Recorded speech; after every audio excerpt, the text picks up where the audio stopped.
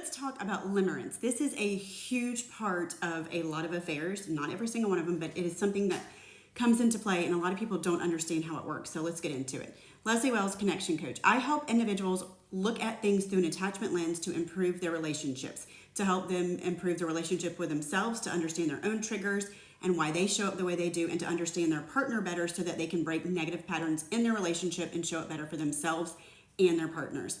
A lot of what I deal with is people who are experiencing the repair that needs to happen from infidelity, and they're experiencing all of the things that happen as a result of infidelity in their marriage. So limerence is an obsession with someone and is characterized by a couple different things. One of those different things is that you are really desiring the desire of the other person. You're very much obsessed with making sure that the other person feels the same way about you. So you want them to desire you back, to want you back, and to really be able to validate you that you're not the only one that feels the same way about them. And it's also characterized by obsession. So it's obsessive, intrusive thoughts about another person that you just sort of can't get away from. So you're spending a lot of time, it's maybe even impairing with your daily functioning. And a lot of times, because they're so obsessed with somebody, they will actually do behaviors that are risky or unlike them. They sort of lose this sense of self trying to get to this other person that they're constantly thinking about. So there's a real disintegration of self. It's a very consumeristic view of someone. So it's about consumerism. So whenever someone is in an affair and they are in a limerence, it's all about what they can get from the other person, from the affair partner. What kinds of feelings, how they can get their cup filled up. They get almost addicted to the feeling more than the person, the feeling of excitement, all of those things. And they don't see this person for what that person is or who that person actually is. It's truly delusional. So they see this person and they attribute all of these attributes to them, but they ignore all of the red flags. They ignore all of the flaws. They don't see any of those things. They just sort of idealize this person. And so it's very delusional. But again, they're not in the relationship with an affair partner when they're in limerence to give back and pour into them, which is what love is. In love, you actually care about the well-being of the other person. In limerence, it's not so much about that as much as like how they make you feel and the high that you're getting from that. So it's almost like they get into this place where they're just willing to risk anything for this person because they prioritize that feeling above everything else, and they are just like actively chasing it, just the same way that an addict would be chasing a substance, right? So they will risk everything. They will a lot of times risk losing their spouse, their family, their job, their business, all of the things that they have built that are important to them. Sort of they just forget about it and they just get obsessed with this one-way thinking and these obtrusive thoughts and just wanting to get that next dopamine hit from the way that they feel when they're with that person because of their delusion and their external validation and them feeling, whatever high that they're getting from it.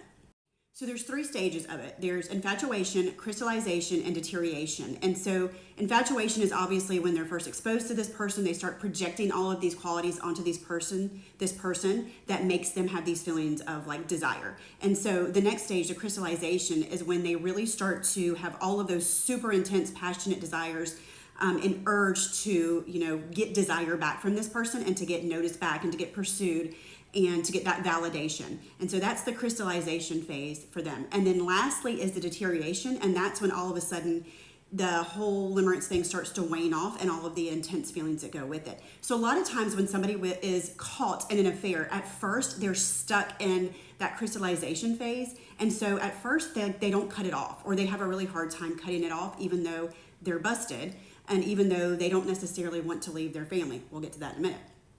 And so until one of the things that I tell people that I coach is there needs to be a separation if both people are not really willing to work on things 100% and the affair partner is gone, done, blocked, never to be seen again. And so that is because they are in that crystallization period. So until that period goes into deterioration and they actually get to the place where those feelings are waning and they're sort of coming out of that trance and they're clear-headed and they realize, oh my gosh, it's almost like waking up from a spell. Once they're in that phase, then you can actually start the work to heal and repair. Now, I just mentioned a minute ago that they don't necessarily want to leave their spouse. And so that's one of the things that affair partners really need to understand is that when somebody is in limerence, they do not necessarily want to leave their family, their spouse. They don't necessarily have anything that they're it's bad in their marriage or with their spouse. They're just stuck in this limerence where they need that desire, that being wanted, that being pursued. It's more about the high and not the person. So a lot of times, like mistresses or husbands that are having an affair with somebody else don't understand why they aren't, the person doesn't leave them for the affair partner. The affair partner doesn't understand that. That's because it was never about you. It was a delusion. It was something that you were providing them. It was never about your well-being and you being a part of their life. So the physical signs of this are pretty much resemble mania. And so that can kind of tell you where they're at psychologically and as far as their headspace. There's a lot of jitteriness, a lot of restlessness, accelerated heart rate, increased blood pressure, all of the sort of things that you would experience or you would consider whenever you think about somebody who's in a manic episode.